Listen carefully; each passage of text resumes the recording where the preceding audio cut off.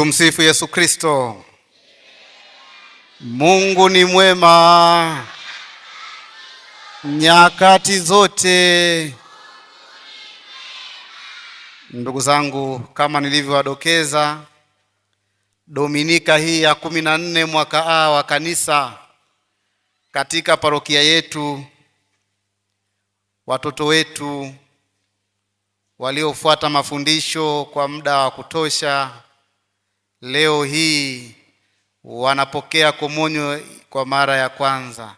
Wanampokea Yesu kwa mara ya kwanza katika Ekaristi Takatifu.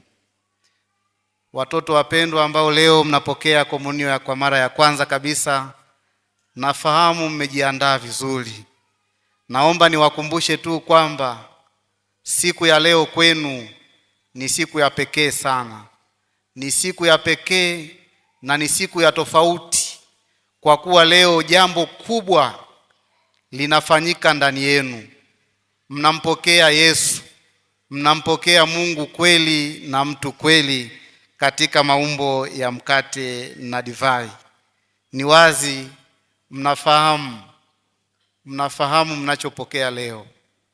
Labda kwa kuona tu kama kweli mmefuata mafundisho ya kutosha, naomba mniambie vizuri leo, muambie na wazazi wenu na waamini waliosali katika adhimisho hili, sakramenti ya Ekaristi Takatifu ni nini?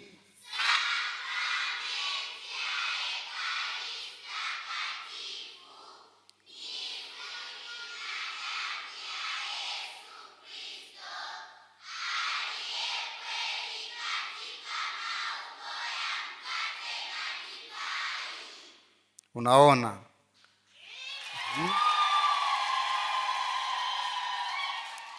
Katika Dominika hii ya 14 mwaka A wa kanisa, kwa mara ya kwanza mnampokea Yesu katika maumbo ya mkate na divai.